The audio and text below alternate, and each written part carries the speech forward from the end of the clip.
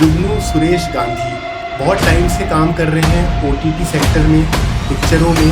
उनकी एक पिक्चर आई थी रणवीर सिंह जी के साथ, जयेश भाई जोरदार।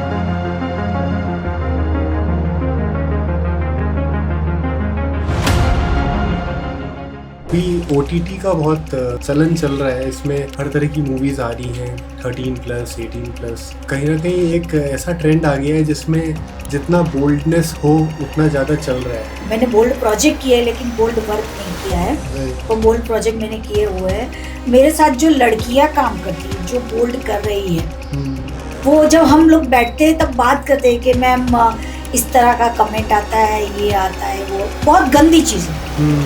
ऑडियंस कुछ लड़कियां गांव से वो किसी हस्बैंड की वजह से या माँ बाप, क्योंकि ये सारी लड़कियां छोटे छोटे गांव से आती हैं, हस्बैंड के टॉर्चर की वजह से या माँ बाप के टॉर्चर की वजह से या किसी भी प्रॉब्लम की वजह से भाग के मुंबई आती हैं। मैं बोलूँगी कॉल। नमस्कार दोस्तों, वेलकम टू यूथक्वेक। ये हमारा जो पॉडकास्ट चैनल है, इसकी शुरुआत हमने इसलिए करी थी कि हम हमारी जो यूथ है उनको इंस्पायर करें, उनको उन चीज़ों से वाकिफ़ करें जो चीज़ें उनको मदद देगी जीवन में आगे बढ़ने के लिए। जीवन में आगे बढ़ने के दो तरीके हैं। एक तरीका तो ये है कि आप अपने काम में, अपने प्रयास में लगे रहें।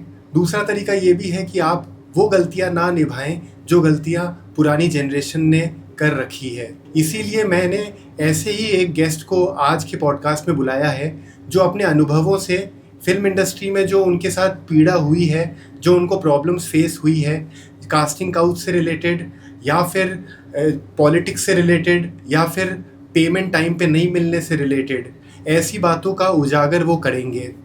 बालाजी के साथ भी वो जुड़े हैं।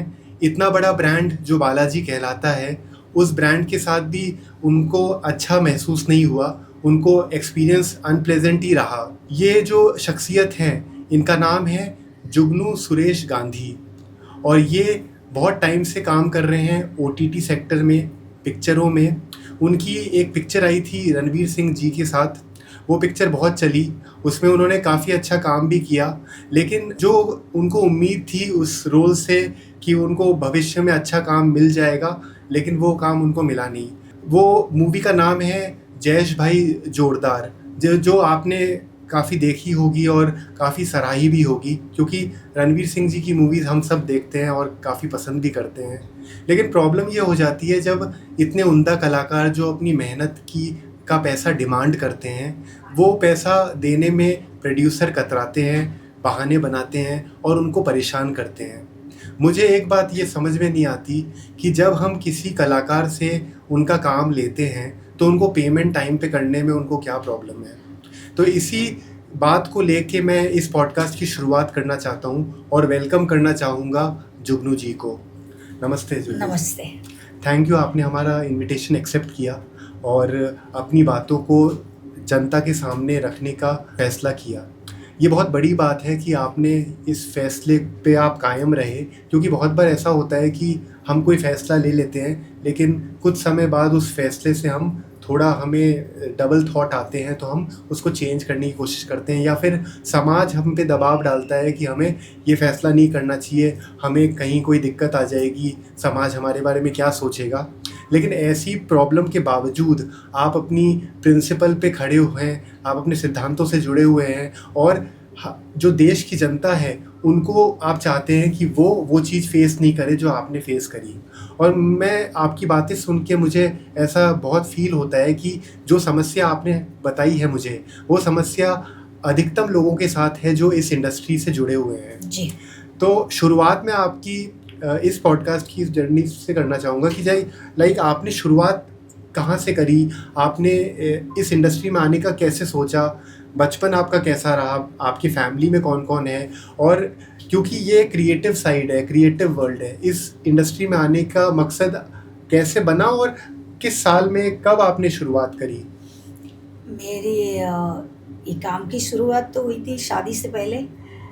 1993 में मैं मिस गुजरात बनी थी। उसके बाद गुजराती सीरियल्स में काम करना स्टार्ट किया, लेकिन उस टाइम ऐसा था कि लड़कियों की कैरियर से ज़्यादा उनकी शादी पे ज़्यादा फोकस किया जाता था। तो उस टाइम अच्छा घर, अच्छा लड़का, घर खानदान मिलता है, पहले इसकी शादी करा दी। तो बस अभी तो मेरी करियर की शुरुआत हो रही थी और मेरी शादी हो गई। मेरी शादी हुई तब मैं आपको बोलूँ, मेरे हस्बैंड को तो पता भी नहीं थी कि मैं मिस गुजरात से शादी कर रहा हूँ। और उस टाइम ऐसा था कि ये जो है एंटरटेनमेंट लाइन्स, वो तो छुपाया जाता था कि हमारी लड़की इसमें काम करती है। वो बताते नहीं थे उस टाइम, जमाना ही अलग था। हाँ, जमाना अलग था, तो बताया नहीं जाता था कि छुपाओ इसको। काम चलो बच्चों की जीत की वजह से या शौक की वजह से पेरेंट्स एक बार काम करने देते, लेकिन वो जब ये शादी की बात आती है तो छुपाया जाता है, समाज का दबाव बहुत था। हाँ, तो उस टाइम ऐसा था कि मेरे फैमिली से किसी ने इस बात का उल्लेख नहीं किया कि हमारी बेटी भाई गुजराती सीरियल्स में काम करती है, मिस गुजरात रह चुकी है, कुछ भी उल्लेख नहीं किया। ये सब कुछ अच्छा चला, पसंद आ गए, शादी हो गई, तो सीधा मैं गुजरात से मुंबई। अब यहाँ आने के बाद तो कोई कांटेक्ट ही नहीं था कि मैं काम आगे चालू रखूं, कोई कांटेक्ट नहीं था। तो बस हाउसवाइफ, फिर वही घर, हस्बैंड, बच्चे, उसमें बहुत साल निकल गए। और फिर धीरे धीरे जैसे बोलते ना कि टाइम चेंज होता गया, तो मुंबई की लाइफ है, तो थोड़ा किटी पार्टी वगैरह ये सब मैंने ज्वाइन किया। तो उसमें काफ़ी मेरे जो फीमेल्स मेरे फ्रेंड्स थे, उन्होंने बोला कि तू ब्यूटी पेजेंट में हिस्सा ले। अच्छा। तो मैंने बोला, जैन सोशल ग्रुप का ब्यूटी पेजेंट हो रहा था, तो मैंने बोला मैं जैन नहीं हूँ। मेरी फ्रेंड से मेरी बात हुई। अच्छा। तो उन्होंने बोला कि नहीं, मैं तेरा नाम लिखवा देती हूँ, मैं कर लूंगी सब। बोले ठीक है। अच्छा। तो उसने मेरा नाम लिखवाया, तो मैं उसमें विनर बन गई। अच्छा। अब वहाँ जो जजिस आए थे, उन्होंने बोला हमारे ब्यूटी पेजेंट में भी आप हिस्सा लो। ओके। तो जब मैं beauty pageant first time winner बनी, तो वो था 2019। अच्छा। हाँ, तो वो जजेस ने बोला हमारे वहाँ भी आप पार्टिसिपेट करो। तो 2019 में फरवरी से लेके मई तक मैं 7 ब्यूटी पेजेंट विनर, मैंने 7 ब्यूटी पेजेंट एक के बाद मैंने जीता। अच्छा। फिर उसके बाद तुरंत मुझे फेसबुक पे फोटो वगैरह देखते हैं, तो कुछ कास्टिंग वाले ने सामने से ही कांटेक्ट किया। हाँ, तो देखो ये एक्टिंग का कीड़ा तो शादी के पहले का था। और कोई ये ब्यूटी पेजेंट में आने के बाद लोगों की तारीफ मिलती है। मेरे मिड में मेरे आर्टिकल भी छपे हैं। तो उस टाइम फिर मुझे एक कास्टिंग डायरेक्टर ने कांटेक्ट किया। सीरियल थी, मेरी फर्स्ट सीरियल थी भाखरवड़ी। अच्छा। हाँ, तो उसने मुझे भाखरवड़ी के लिए सिलेक्ट किया। मैंने भाखरवड़ी के 2 एपिसोड में काम किया था। और तुरंत फिर मुझे मूवी मिली जयेश भाई जोरदार। तो वो मूवी में मैंने काम किया। और उसके बाद कोविड आ गया। कोविड आ गया तो सब कुछ, सबका बंद हो गया था काम, तो मेरा काम भी बंद हो गया। पर वो कोविड के दरमियान ऐसा होता है कि हर कोई फोन से एक दूसरे के साथ कनेक्टेड था। तो मुझे वाराणसी से कांटेक्ट किया कि मैम हमारी एक वेब सीरीज बनाने वाले हैं, तो आपको हम सिलेक्ट कर रहे हैं। तो उन्होंने मेरे फोटोग्राफ्स ये सब मंगवाए, तो वो मैंने भेजा सब। और फिर जब पहला लॉकडाउन खुला, तो मैं वाराणसी जाके वो शूट करके आई थी। अच्छा। सीरीज का, वेब सीरीज थी, सीरीज का नाम था कामदेवी। अच्छा। वो शूट करके आई, जबकि वो वेब सीरीज आज तक रिलीज भी नहीं हुई। अच्छा, अच्छा। वो अगर हो जाती तो मेरा करियर काफी आगे बढ़ जाता, क्योंकि लीड में मैं ही थी। अच्छा। हाँ। आपको पेमेंट मिला? पेमेंट मुझे 20% नहीं मिला। अच्छा। क्योंकि एक रूल्स होता है कि जब एग्रीमेंट आप साइन करते हो, 20% एडवांस मिलता है, शूट खत्म होता है तब 60% मिलता है, और प्रोजेक्ट रिलीज होता है तब 20% मिलता है। अब प्रोजेक्ट रिलीज ही नहीं हुआ तो मुझे 20% मिला नहीं, जबकि मैंने बहुत फाइट की। मैंने एक चीज ये भी बोला कि इसमें मेरी गलती नहीं है। करेक्ट है, आपका प्रोजेक्ट रिलीज नहीं हो रहा है, इसमें मेरी गलती नहीं है। आपने तो अपना काम किया। मैंने मेरा काम किया, डबिंग हो या कुछ भी हो, मैं अपना पूरा काम कंप्लीट करके आई हूँ। पर नहीं सुनी मेरी बात। अब बात ये थी कि मैं मुंबई, वो लोग वाराणसी, मैं कहाँ से फाइट करूंगी? जितना होता है मैं फोन पे ही करूंगी बातचीत। उसके ज्यादा मैं और कुछ कर नहीं सकती थी, मुमकिन नहीं था। तो वो गए मेरे पैसे। तो आप ओवरऑल आपने इतने टाइम काम किया, तो सबसे ज़्यादा मुश्किल जो पेमेंट के मामले में होती है वो पिक्चरों में होती है या OTT में होती है, या इसका कॉन्सेप्ट क्या है? या ऐसा होता है कि जो सीनियर एक्टर होते हैं जिनको परमानेंट काम मिलता है उनको कोई दिक्कत नहीं होती, और जो 1 डे या 2 डेज़ के हिसाब से या जूनियर आर्टिस्ट जो होते हैं उनको इस तरह की समस्या पेमेंट के मामले में मिलती है। सीनियर्स को प्रॉब्लम नहीं होती है, जूनियर्स को प्रॉब्लम नहीं होती है, 1 डे 2 डे आर्टिस्ट को ही प्रॉब्लम होती है। और ज़्यादातर पैसे पेमेंट हाँ। सीरियल में फंसता है। अच्छा। हाँ, ज़्यादातर पेमेंट सीरियल में फंसता है। तो वो जो 1 डे 2 डे आर्टिस्ट होते हैं, जो भी प्रॉब्लम्स है सेट पे हो या पेमेंट में हो, कहीं भी जगह उनको ही होती है। अच्छा अच्छा। सेट पे अच्छा ट्रीटमेंट नहीं मिलता है। एक कमरे में 3-3 4-4 फीमेल्स को बिठाते हैं। अब आर्टिस्ट पर्दे पे दिखने वाला है और आपको फैसिलिटी नहीं दिखो तो वो फेस पे दिखेगा, आपके फेस पे पूरा दिखेगा। आर्टिस्ट स्क्रीन पे दिख रहा है तो आप वो तो सोचो कि किस हालत में रख रहे हो उसको। और फिर जब आप सेट पे बुलाते हो, चलो चलो चलो चलो आप लाइंस करो, ये करो वो करो, अरे पर पूरा दिन थक चुका है आर्टिस्ट। सही बात है। एक कमरे में आपने 5 लोगों को बिठा के रखा है, क्या ही करेगा। सही बात है। मतलब खाना अच्छा मिलता है, ना पानी ना खाना अच्छा मिलता है। दूसरा कि वो आर्टिस्ट को एक बोतल बड़ा बोतल रख देते हैं, 2 या 3 बोतल बड़ी रख देते, उसमें ही सब पियो। जबकि वो सीनियर आर्टिस्ट को बिस्लरी की बोतल मिलती है, 1 डे 2 डे आर्टिस्ट को इस तरह की पानी की बोतल दे देते हैं। एक कमरे में 4-5 लोगों को बिठाते हैं, खाना अच्छा नहीं देते हैं। इंसानियत के नाते भी चीजें नहीं होती, कुछ नहीं होता है। और फिर इतना तुम करोगे और फिर तुम बोलो तुमको 2 लाइन दिया है, समझ लो। और दूसरी एक चीज, हमारा सीन चाहे रात को लगने वाला हो, बुलाते हैं हमको सुबह से तैयार करके बिठा देते। अब तुम इंतजार करते करते करते शाम को 6 बजे बोलते हैं आपका सीन लगेगा। आर्टिस्ट पूरा दिन थक चुका है। सही बात है। और एनर्जी नहीं रहती, वो चीज स्क्रीन पे दिखती है। फिर वहां जाके क्या बोलते हैं, आप 2 लाइन नहीं बोल सकते, पर आपने किस तरह से पूरा दिन उसको ट्रीट किया है वो तो देखो। बंदा थक चुका है, फ्रेशनेस तो है ही नहीं। फिर वो बंदा क्या बोलेगा, चलो काम खत्म करो तो मैं घर जाऊं। वो फिर प्रोडक्टिविटी नहीं आ सकती, वो क्वालिटी नहीं आ सकती। कहाँ से आएगी? आपको पता है कि उसका सीन अगर 6 बजे ही लगने वाला है तो 4 बजे बुलाओ। आप सुबह 7 बजे के बुला के उसको बिठा देते हो। तो ये जो आप समस्या बता रहे हैं, ऐसी समस्या तो बहुत गंभीर हो जाती है, क्योंकि इसमें ह्यूमैनिटी की बातें हो जाती है। जहाँ पे आप जो लीड एक्टर हैं या लीड एक्ट्रेस हैं, उनको तो आपने राजा बना दिया, रानी बना दिया, उनको आपने हर तरह की सुविधाएं दे दी, उनके सहूलियत के हिसाब से आपने हर चीज़ को ऑर्गेनाइज कर दिया। लेकिन जो सपोर्टिंग एक्टर हैं वो भी इक्वली कंटेंट दे रहे हैं, उनका भी उतना ही योगदान है जिससे वो स्टोरी में दम आए। लेकिन उनको वो सुविधाएं नहीं मिल रही। और सुविधाएं भी ऐसी नहीं कि जैसे आपको कोई खाना की बात है कि 5 स्टार होटल में खाना की बात हो रही हो या कुछ और वैनिटी वैन की उम्मीद हो, ऐसी नहीं। बेसिक चीज़ें में ये हो जाता है कि आपने उसको अगर मॉर्निंग में बुलाया है तो उसका शिफ्ट कम से कम 2 घंटे 3 घंटे में कर दीजिए। एक लिमिट होती है कि आपने पूरा दिन निकाल दिया। फिर आप अगर कहें कि अब वैसा ही एनर्जी, वैसा ही कन्विक्शन आप अपने काम में फिर भी लाओ, तो ये तो पॉसिबल ही नहीं है पॉसिबल।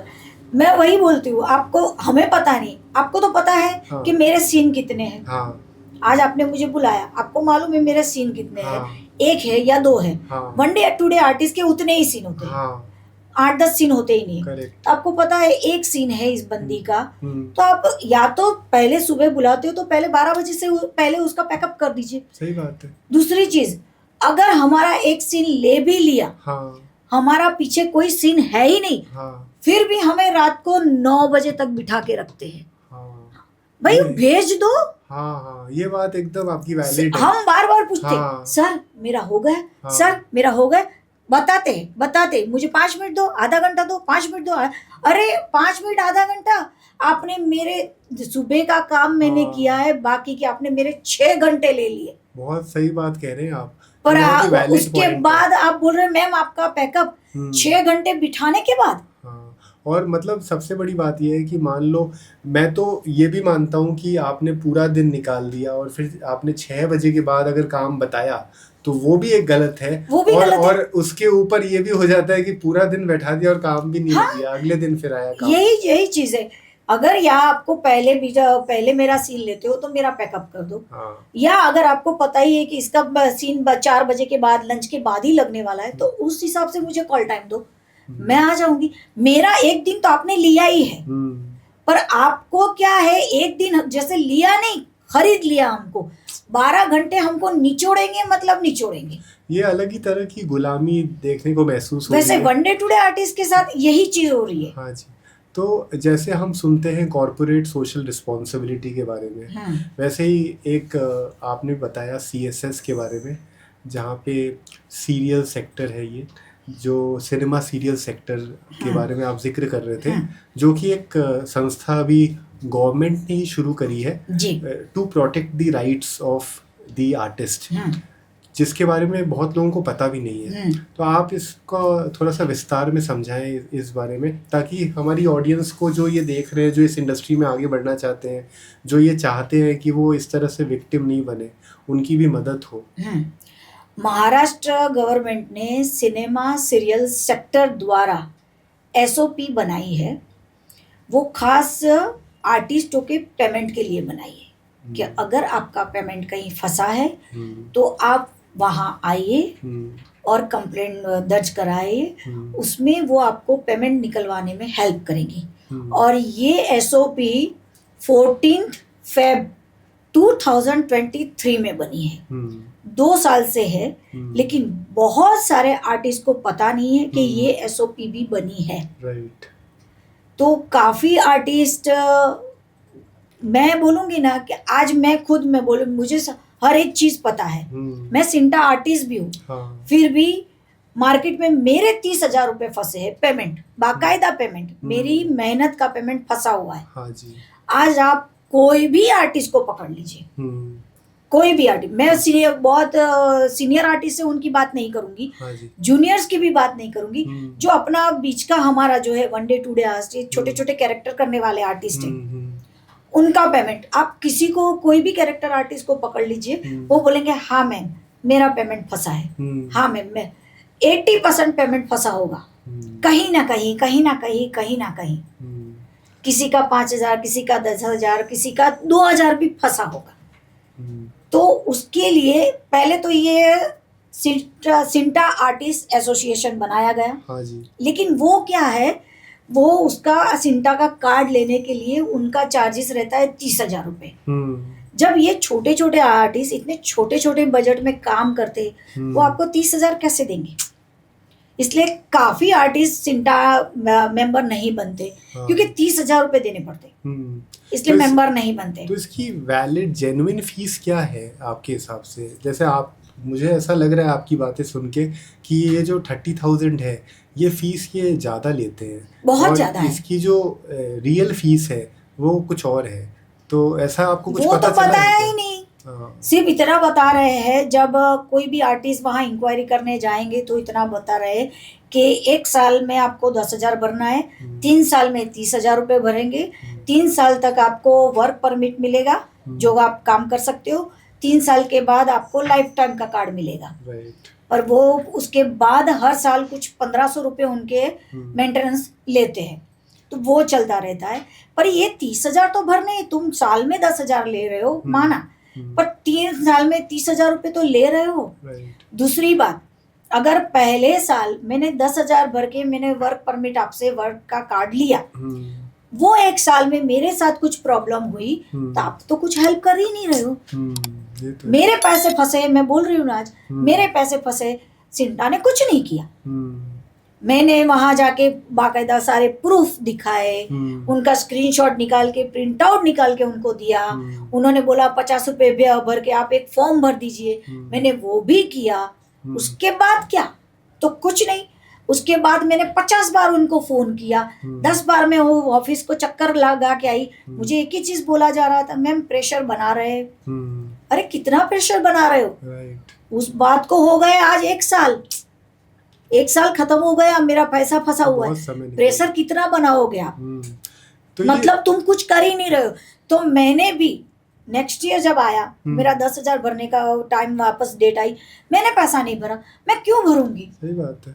जब आप पहले ही साल मेरी हेल्प नहीं कर रहे हो, तो मैं पागल तो नहीं हूँ हाँ जी, कि मैं वापस 10,000 भर के दूसरे साल का वर्क परमिट लूंगी। पहले ही साल में आपको मेरा काम करना चाहिए।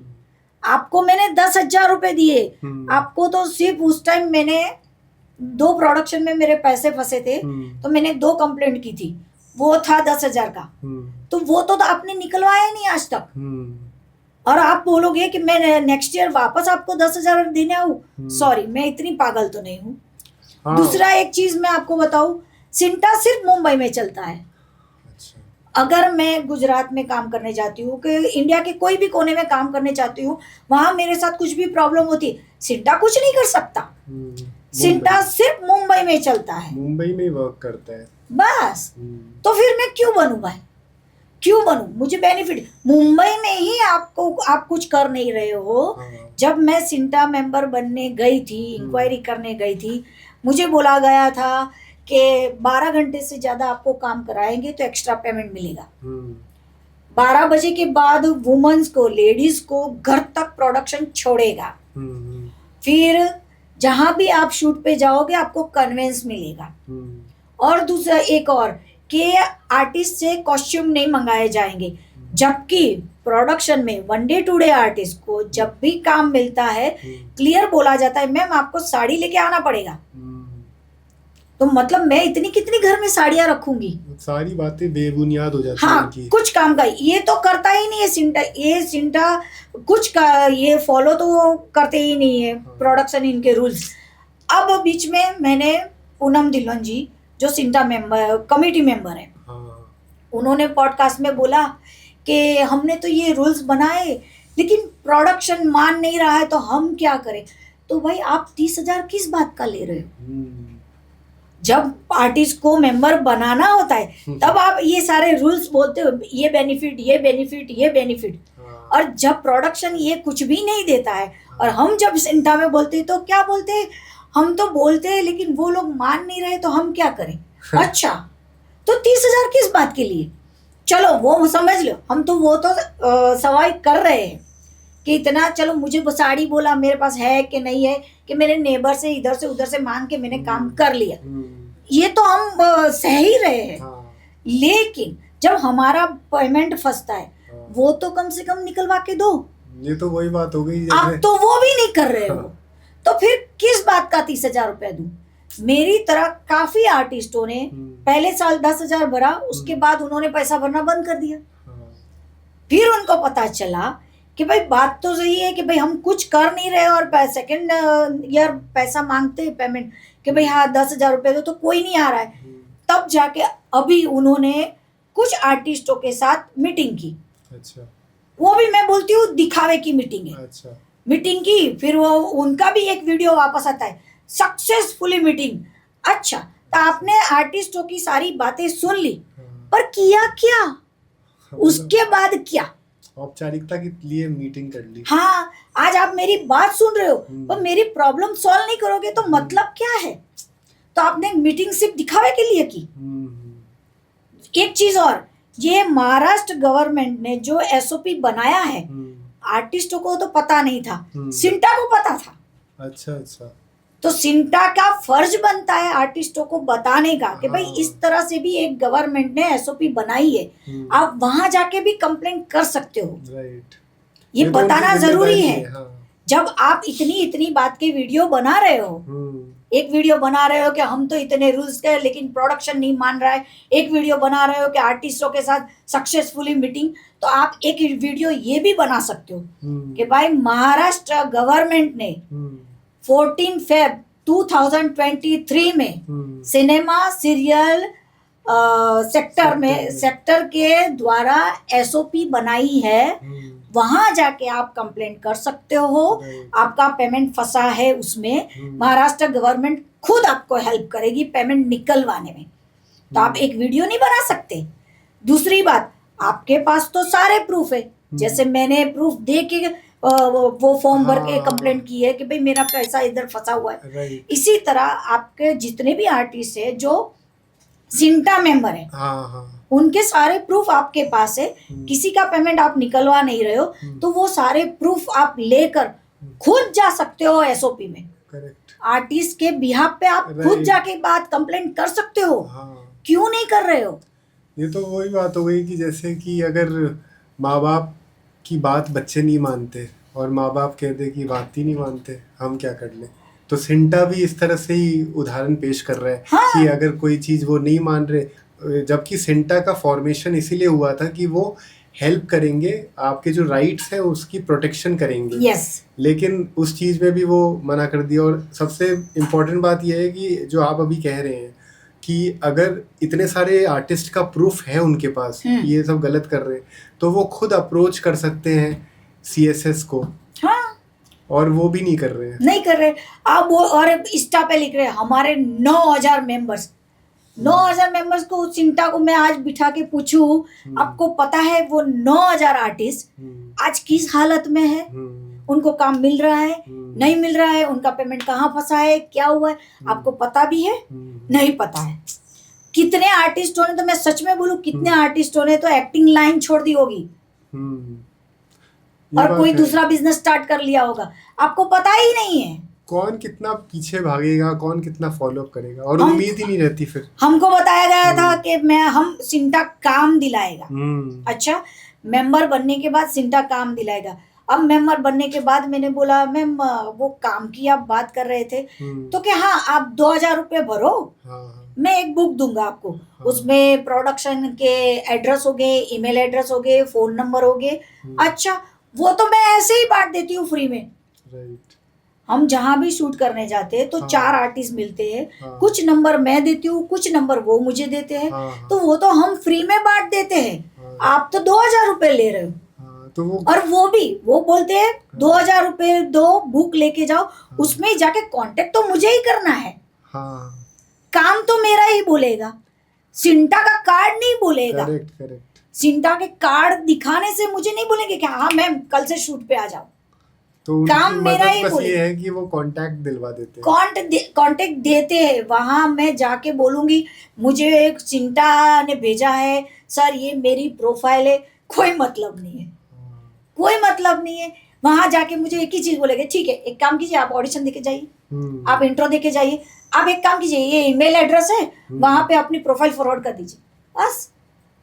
अरे तो तुमको 2,000 किस बात का दूं फिर मैं? ऐसे कांटेक्ट तो मैं खुद, अभी एक मेरी फ्रेंड मिली थी, बोले थे मेरे लड़के को इंटरेस्ट है जुगनू, तू क्या हेल्प करेगी? मैंने उसको 600 नंबर फॉरवर्ड किए।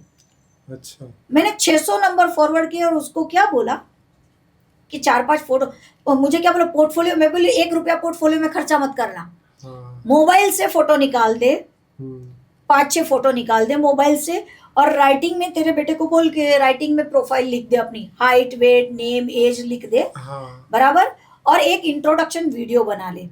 मेरा नाम ये है, मैं मुंबई से हूँ, मेरी हाइट ये, इस तरह से एक वीडियो बना ले। और मैं बोली ये जो मैंने तुझे 600 नंबर दिए ना, तेरे लड़के को बोल कि मोबाइल में ब्रॉडकास्ट ग्रुप बना ले, एक को क्लिक करेगा सबको पहुंचेगा। करेक्ट है। ये चीज कर, प्रोफाइल भेज, फोटो भेज, इंट्रोडक्शन भेज, और क्लियर लिख दे फ्रेशर, बराबर। मैं बोली कोई फोन मैसेज नहीं आएगा तुझे, पर तेरे लड़के को बोल कि ये चीज हर 15 दिन में करे, हर 15 दिन में करे, बार बार रिपीट करे। अच्छा। क्योंकि आज मेरे पास 600 नंबर कास्टिंग के हैं। कास्टिंग वालों के पास 25 से 30,000 आर्टिस्ट के नंबर हो गए। करेक्ट है। तो तेरा लड़का कहाँ गायब हो जाएगा पता भी नहीं चलेगा। इसीलिए वो हर 15 दिन में इसको रिपीट करे, तो वो कास्टिंग वाले के दिमाग में बैठेगा कि हाँ ये एक लड़का है। राइट। जब भी उसकी एज की जरूरत पड़ेगी वो तुरंत कांटेक्ट करेगा। और उन लोग का काम कैसा है, अगर उनको जरूरत है तुमको रात को नींद में से भी उठा के लेके जाएंगे। ये तो है। लेकिन अगर तुम उसके हाथ पैर भी जोड़ोगे ना, सर काम दे दो, काम दे दो, काम दे, पर उसको तेरी जरूरत ही नहीं है, वो तुझे रिप्लाई तक नहीं करेगा। सही बात। पर अगर उसको जरूरत है तुझे वो नींद में से भी उठा के लेके जाएगा, चल चल चल चल करके। ये चीज है। तो मैंने उसको, मेरी फ्रेंड को यही बोला, तेरे लड़के को बोल पेशेंस रखे, हर 15 दिन में ये चीज रिपीट करे, बस। तो ये और उसने बोला पैसा, मैं बोला पैसा किसी को नहीं देना है, 1 रुपया भी नहीं देना है किसी को, जरूरत ही नहीं है। जो आर्टिस्ट ऑलरेडी काम करते हैं या जो कोई नए आर्टिस्ट आ रहे हैं, सबको एक ही बात बोलूंगी, सिंटा मेंबर बनने की जरूरत ही नहीं है। आपके पैसे जाएंगे और आपका काम कुछ भी नहीं होगा। तो मैं हर एक आर्टिस्ट को बोलूंगी, सिंटा मेंबर मत बनिए। यहाँ ये चीज है कि अपनी लड़ाई खुद लड़नी पड़ती है। हाँ, गवर्नमेंट ने एसओपी बनाई है, लेकिन आपको वहां तक जाना पड़ेगा। आपको बीकेसी जाके कंप्लेन लिखवानी पड़ेगी, 4 चक्कर भी लगाने पड़ेंगे। वो अगर आप करने को तैयार है तो जाइए, वहां एक भी पैसा नहीं लगेगा, पर जाइए, आप लड़िए, अपने हक के लिए लड़िए। तो ये सिंटा का ऑफिस कहाँ पे है मुंबई में? अंधेरी।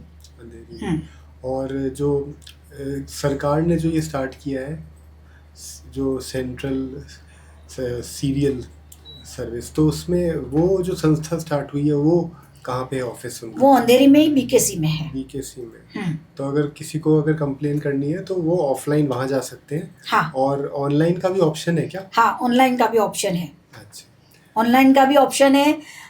फिर वो पोस्ट द्वारा क्या भेजते हैं, कुछ पहले भेजते थे, अब तो वो जमाना नहीं रहा।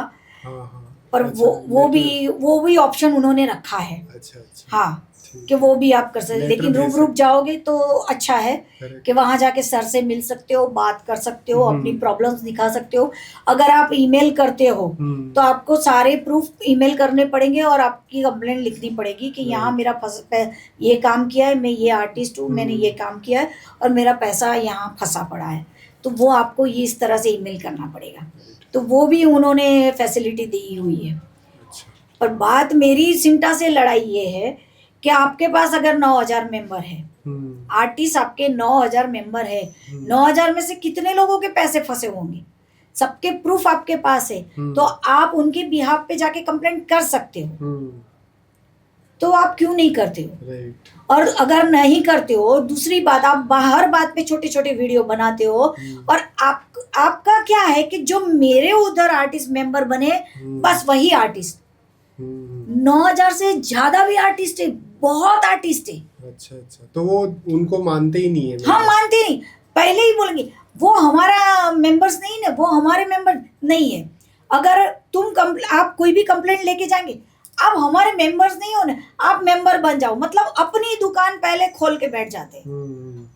बेसिकली वो कह रहे हैं कि जो ऑलरेडी मेंबर हैं तो वो उनको मानते ही नहीं है मेंबर, और बोलते हैं कि अब पहले तो मेंबर बनो और मेंबर बनने के बाद आगे कोई बात होगी। हाँ, अब वो बंदा बोलेगा कि मैम मेरे 6000 फंसे, समझ लो। आप 10,000 मांग रहे हो, और 10,000 मांग रहे हो, फिर आप 16,000 की बात कर रहे हो। हाँ, आप 10,000 मांग रहे हो, उसमें भी आप कब पैसे निकलवाओगे पता नहीं, वो 6,000 रुपए। हाँ। पर आप पहले तो मुझे आपको 10 देने हैं, फिर मेंबर बनेंगे, फिर आप प्रोसीजर पूरा कराएंगे, उसके बाद भी पैसे निकलेंगे नहीं निकलेंगे कोई पता नहीं है। और मुझे तो जितने लोग पूछते हैं, मैं सबको बोलती हूँ मत बनो, बिल्कुल मत बनो सिंटा मेंबर, कोई फायदा नहीं है। तो ये जो जुगनू जी आपने बालाजी के साथ जो बताया, जैसे कैसी चाहते जो नाम से था, उसके बारे में बताएं कि ये क्या मामला रहा जिसमें आपको इतनी परेशानी हुई? ये चाहते सीरियल का नाम, शो का नाम है, और मुझे ऐसा बोल के लॉक किया कि आपका ऑन ऑफ ट्रैक है, प्रिंसिपल का कैरेक्टर है और आपका ऑन ऑफ ट्रैक है। अब मुझे एक दिन काम करवाया, उसके बाद बोलते, एक तो उनका सिस्टम क्या होता है मालूम है, सुबह आपको मैसेज आएगा, मैम आप कोई काम मत लेना हो, आप लगोगे। अच्छा, ठीक है, तो हम कोई काम नहीं लेते, पूरा दिन बैठे राह देखते इंतजार। रात को 12 बजे के बाद हमको मैसेज आता है, सॉरी मैम कल आपका नहीं लगेगा, आप कुछ और ले सकते हो। अरे 12 बजे कौन सा ऑप्शन मेरे लिए खुला छोड़ा है? क्योंकि जो भी रिक्वायरमेंट आती है, 1 डे 2 डे आर्टिस्ट की बात करें, जो भी रिक्वायरमेंट आती है सुबह से स्टार्ट हो जाती है। तो जहाँ हमारी एज का होता है, हम अप्लाई करते रहते पूरा दिन। हमें रात को 9 बजे पता चलता है कि मैं लॉक हो चुकी हूँ। उनका 7 बजे के बाद ही मैसेज आना स्टार्ट होता है कि मैम आप लॉक हो चुके हो, बराबर। तो जब मैं आप सुबह मुझे मैसेज छोड़ते हो कि आप लगोगे, कुछ कोई काम लेना मत, तो मैं पूरा दिन कोई काम नहीं लेती हूँ। कितने रिक्वायरमेंट मेरे पास आते हैं फिर भी मैं मना करती हूँ। और आप रात को 12 बजे मुझे मैसेज छोड़ते हो कि सॉरी मैम आप कल नहीं लगोगे, तो मतलब पूरा दिन का जो मेरे पास रिक्वायरमेंट आया वो तो सारा चला गया। अब दूसरे दिन मैं क्या करूंगी? दूसरे दिन मैं किसी का काम नहीं कर सकती क्योंकि मैंने अप्लाई ही नहीं किया। हाँ जी, और आपने मना भी कर दिया होगा। मना किया क्योंकि मैं बालाजी में काम कर रही हूँ। अब एक दिन शूट करने के बाद उसने मुझे मेरे 3 से 4 दिन बिगाड़ दिए। आप लगोगे लगोगे लगोगे करके।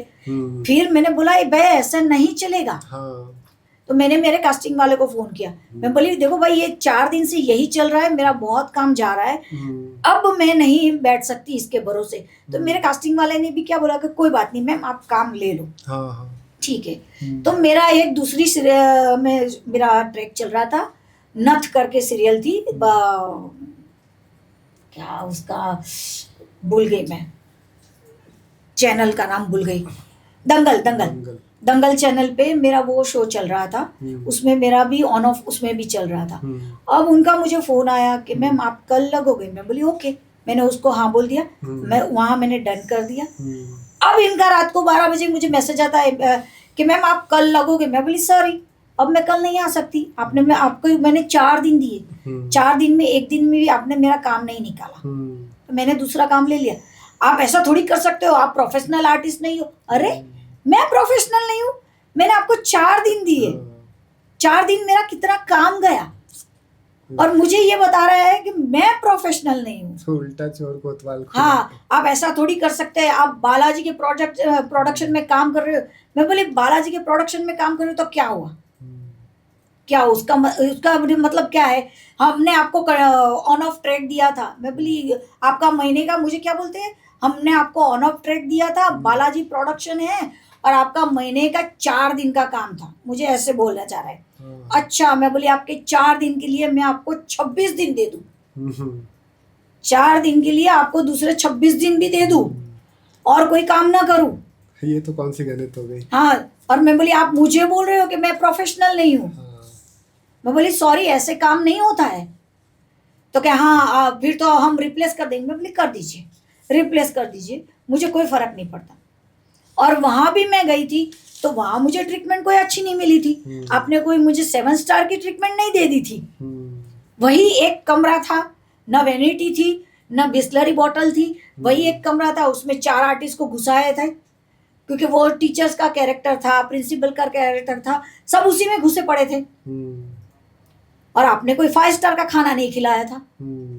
तो आपने ट्रीटमेंट नहीं मुझे अच्छी दिए, ऊपर से मेरे 4 दिन खराब कर दिए, काम 1 दिन का करवाया।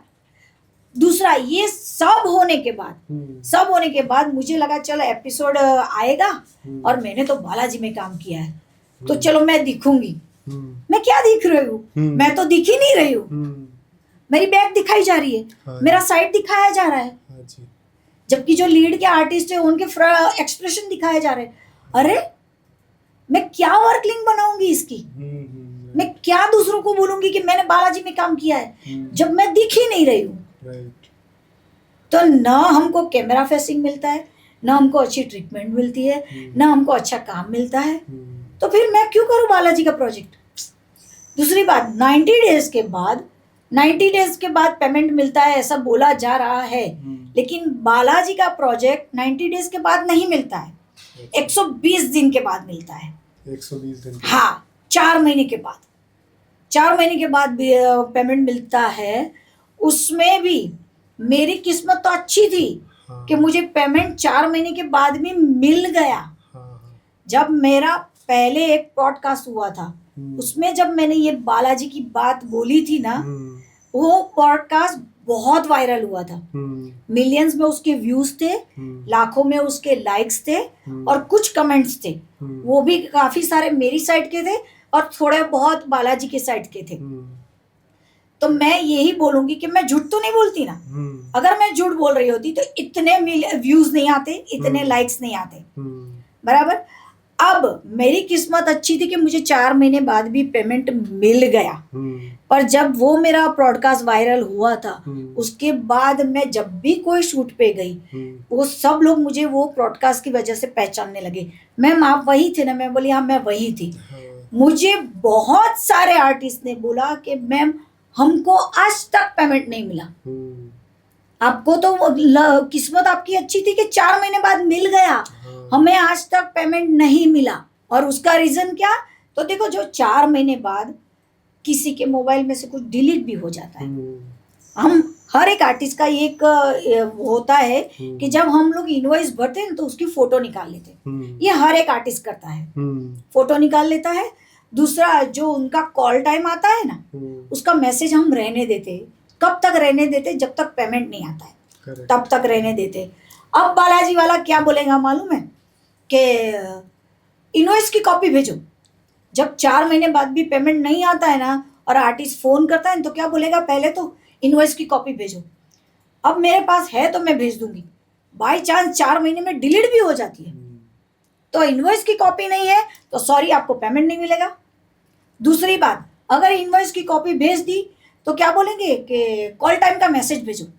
तो आप कॉन्ट्रैक्ट साइन करते होंगे ना? कुछ नहीं, वन डे टुडे आर्टिस्ट के लिए कुछ नहीं होता है, बस ऐसे ही काम चलते हैं राम भरोसे। तो फिर बोला जाता है कॉल टाइम का मैसेज भेजो। अगर वो भी भेज दिया तो क्या बोलते हैं? आपने डॉकेट साइन किया था? क्योंकि जब हम स्टूडियो में एंटर करते हैं तो पहले डॉकेट साइन करना पड़ता है। अच्छा। कि भाई हाँ ये कॉल टाइम था और वो कॉल टाइम पे मैं आ गई। अच्छा, तो डॉकेट एक साइन करना पड़ता है। अच्छा। तो क्या बोलते हैं? आपने डॉकेट साइन किया था? अब कोई भूल गया, किसी ने नहीं किया, किसी ने किया, तो किसी ने अगर डॉकेट साइन नहीं किया, सॉरी आपको पेमेंट नहीं मिलेगा। मुंह पे बोलते हैं आपने डॉकेट साइन नहीं किया, आपको पेमेंट नहीं मिलेगा। अब डॉकेट की तो हम फोटो नहीं निकालते ना, डॉकेट साइन करते तो उसकी फोटो नहीं निकालते। और आप प्रूफ भी कैसे करो? हाँ, वो मैं कैसे साइन किया भी था? यस, आप बोलो कि किया था और वो बोले कि नहीं किया। हाँ, तो कैसे प्रूफ? तो डॉकेट जो साइन करते हैं उसकी प्रूफ हम नहीं दे सकते क्योंकि उसकी फोटो हम नहीं निकालते। इनवॉइस की फोटो निकालते हैं, कॉल टाइम का मैसेज संभाल के रखते हैं, जब तक पेमेंट नहीं आता है तब तक। अब काफी आर्टिस्ट करते हैं, लेकिन बाई चांस डिलीट भी हो जाता है। तो अब डिलीट हो गया तो आपको पेमेंट नहीं मिलेगा। तो ये जो सारी समस्या है, मैं आपको अभी भी बोलती हूँ कि जो ये हम छोटे छोटे आर्टिस्ट की जो समस्या है ना, वो तो मेरे ख्याल से एकता कपूर को पता भी नहीं होगा। क्योंकि मैंने बहुत लोगों से, मेरा जो पॉडकास्ट का इंटरव्यू वो वायरल हुआ था, उसके बाद मुझे बहुत लोगों ने बोला कि मैम एकता मैम बहुत अच्छी है। अच्छा। मैं बोली एकता मैम बहुत अच्छी है, लेकिन एकता मैम को ये पता भी है कि ये आर्टिस्टों के साथ ये हो रहा है। ये तो ऐसी बात हो गई, चाय से ज्यादा किटली गरम। मतलब एकता मैम बहुत अच्छी है, लेकिन जो बालाजी प्रोडक्शन में काम करने वाले हैं उनका एटीट्यूड तो कुछ और ही लेवल का है। ये खबर उन तक नहीं पहुंची? नहीं पहुंची। आपका वीडियो भी नहीं पहुंचा होगा? पता नहीं पहुंचा कि नहीं पहुंचा। मैं तो आपको भी बोलूंगी कि आप जब भी ये पोस्ट करो उनको टैग करो। ये बात उनके तक पहुंचनी चाहिए कि भाई ये वन डे टुडे आर्टिस्ट का ये प्रॉब्लम है। आज हर एक आर्टिस्ट को बालाजी में काम करने का एक सपना होता है, पर मैं बोलूंगी बालाजी में काम करने को लीड के जो आर्टिस्ट होते हैं और कंटिन्यूटी जो आर्टिस्ट होते हैं उनके लिए बालाजी वरदान है, लेकिन वन डे टुडे काम करने वालों के लिए बालाजी अभिशाप है। करना ही नहीं चाहिए काम, मत करो। मैं बोलती हूँ मत करो, तब जाके ये एकता मैम के तक ये बात पहुंचेगी। जो ये प्रोडक्शन वाले जो कर रहे हैं वहां से पेमेंट आता ही होगा, आर्टिस्ट तक नहीं पहुंचता है। उनको लगता होगा कि ये नहीं करेंगे तो कोई और कर लेगा, आर्टिस्ट तक फिर इस वजह से वो महत्व नहीं देते आपकी बातों का। पता नहीं, क्योंकि मैंने जो देखा, मेरे अलावा आज तक किसी ने नहीं बोला है बालाजी के खिलाफ। लेकिन आपके अलावा बहुत लोग हैं जो विक्टिम हैं, हाँ, बस बोलते नहीं है। और वो भी इस हद तक चले जाते हैं जो प्रोडक्शन टीम है, क्योंकि उनको पता है कि जनसंख्या इतनी ज्यादा है तो ये नहीं करेंगे तो वो कर लेंगे। हाँ, बस वही है, उनको भी आर्टिस्ट मिलते रहते हैं। हाँ। ये नहीं तो वो नहीं तो वो। अब आज मेरे साथ धोखा हुआ समझ लो, तो मैंने बालाजी के काम करना बंद कर दिया। हाँ। पर उसका काम तो चल ही रहा है। हाँ। मेरी एज का मैं अकेली थोड़ी हूँ, हाँ। बहुत सारे हैं, तो काम उनका हो ही रहा है। बात ये है, बात काम उनका हो रहा है, बात सही है, पर बात ये है कि आर्टिस्ट नहीं बोल रहे हैं। राइट। आज मैं बोल रही हूँ कि मुझे बहुत लोगों ने बोला मैम हमारा पैसा फंसा हुआ है, तो मैं बोली आप बोलो, आपके लिए मैं नहीं बोलूंगी। सही बात है। मेरे साथ जो हुआ मैंने वो बोला, आपके साथ जो हुआ वो आपको बोलना है। करेक्ट। तो मुझे कई बार बोलते हैं मैम हमें वो प्लेटफॉर्म नहीं मिलता है, हमें वो मौका नहीं मिलता है। मैं बोली एक चीज आप कर सकते हो, मेरा जो ब्रॉडकास्ट का वो चला वीडियो है, हाँ। वहां जाके कमेंट करके आओ। करेक्ट है। उतना तो कर सकते हो ना, वो भी नहीं करते। वो भी नहीं करते, तो मैं कुछ नहीं कर सकती तुम लोगों के लिए, मैं कुछ नहीं करूंगी। एकता मैम बहुत अच्छी है, बात अच्छी बात है, पर एकता मैम को ये छोटे आर्टिस्टों के बारे में पता ही नहीं है कि उनके साथ क्या हो रहा है। एकता मैम को क्या दिखाया जाता है एपिसोड, क्या आर्टिस्ट मिल गए काम हो गया, पर आर्टिस्ट के साथ क्या हुआ पर्दे के पीछे वो उनको पता ही नहीं है। उनके तक मैं तो बोलती हूँ उनके तक ये बात पहुंचनी चाहिए। मैं एक चीज और बोलूंगी कि अति की गति नहीं होती, पर अति का अंत होता है। आप समझ लो 6-7 साल पहले बालाजी के कितने सारे प्रोजेक्ट चल रहे थे, एक साथ में 5-5, 6-6, 7-7 शो चलते थे। उस टाइम श्वेता तिवारी पकड़ लो, साक्षी तन्वर पकड़ लो, या जूही परमार पकड़ लो, सब सारे आर्टिस्ट नए थे, बराबर नए थे। वो उस उनके शो में काम करने से उन लोग की लाइफ बन गई, बराबर। और वो शो कितना चले, 8-8 साल, 7-7, 8-8 साल, 9-9 साल चले। आज बालाजी के शो कितने हैं, गिन के 3 के 4, कितना चलते, 1-1.5 साल और बंद हो जाता है शो। आप देखिए पहले और अभी का डिफरेंस देखिए। पहले एक टाइम में 7-8 शो चलते थे, पहले एक टाइम में वो 7-8 शो 9-9 साल चलते थे। आज वही बालाजी के शो कितने हैं, तो गिन के 3 के 4, वो भी 1-1.5 साल में बंद हो जाते हैं। क्यों कि ये जो आर्टिस्टों की हाय लगती है, तुम 12-12 घंटे काम कराते हो, 4 महीने उसको रुका के रखते हो, 4 महीने बाद बोलते हो आपके पास ये नहीं है वो नहीं है, आपको पेमेंट नहीं मिलेगा। आर्टिस्ट की हाय लगेगी, क्योंकि सास भी कभी बहू थी इतना चला, और पहले के शोज जनरेशन टू जनरेशन चलते थे, मतलब बच्चे बड़े हो जाते थे। दूसरी बात मैं आपको बोलूं, वो जो टाइम था जब स्मृति ईरानी सारे नए चेहरे थे, वो सेलिब्रिटी बन गए। आज बालाजी के प्रोजेक्ट में जो कोई 1 साल 1.5 साल भी काम करके निकलता है ना, आपके बाजू में से भी निकल जाएगा, फिर भी आप पहचानोगे नहीं। तो जुगनू जी, जैसे ना अभी OTT का बहुत चलन चल रहा है, इसमें हर तरह की मूवीज़ आ रही हैं, 13+, 18+, और कहीं ना कहीं एक ऐसा ट्रेंड आ गया है जिसमें जितना बोल्डनेस हो उतना ज़्यादा चल रहा है, और बहुत सारे प्लेटफॉर्म्स नए नए आ गए हैं। अब जैसे आपने बताया कि एकता कपूर जी का भी सफ़र पहले बहुत अच्छा चल रहा था, बहुत सारे सीरियल्स चल रहे थे। तो आपको लगता है कि ये जो चीज़ आपके साथ गुजर रही है, या आपके अलावा और लोगों के साथ जो बद्दुआ की बात आपने कही है, और बहुत सी चीज़ें जो आपने देखी है, उसकी वजह से उनके अब जो पहले जो ट्रेडिशनल उनका जो काम चल रहा था उसमें थोड़ी रोकथाम हो गई है, और अब उनको भी OTT में कदम बढ़ाना पड़ा है, और ये जो बोल्डनेस वाला जो स्टेप है ये उनको भी उठाना पड़ा। और इसी तरीके से ज़्यादातर लोग जो OTT में आगे बढ़ना चाहते हैं वो बोल्डनेस और अडल्ट मूवीज़, इन सब चीज़ों में आगे बढ़ के ही उनको लगता है कि वो आगे बढ़ पाएंगे। नहीं, अभी देखा जाए तो अभी सरकार ने काफ़ी बोल्ड चैनल बंद करवा दिए। अच्छा। उनमें एकता कपूर का भी चैनल था, वो अल्ट बालाजी, हाँ, वो बंद हो गया। अच्छा। हाँ, सही। तो वो काफ़ी हद तक बंद करवा दिया है, लेकिन हाँ चल रहा है, और लोग वो ज़्यादा देख रहे हैं, वो देख रहे हैं। मैंने बोल्ड प्रोजेक्ट भी किए हैं, मैंने नॉर्मल प्रोजेक्ट भी किए हैं, और मैंने बोल्ड प्रोजेक्ट किए लेकिन बोल्ड वर्क नहीं किया है। तो बोल्ड प्रोजेक्ट मैंने किए हुए हैं, और जो मेरे साथ जो लड़कियां काम करती है, जो बोल्ड कर रही है, तो वो जब हम लोग बैठते हैं तब बात करते हैं कि मैम इस तरह का कमेंट आता है, ये आता है, वो बहुत गंदी चीज़ है। ऑडियंस बहुत गंदा लिखते, बहुत मतलब कोई शर्म ही नहीं है, इस तरह का गंदा लिखते हैं। तो मैं वो उन लोग को यही बोलूँगी, आपको पता है वो लड़की किस हालत में है और किस बैकग्राउंड से आती है, तो और क्यों कर रही है ये काम, आपको मालूम है? नहीं, मैंने खुद नज़र से देखा है।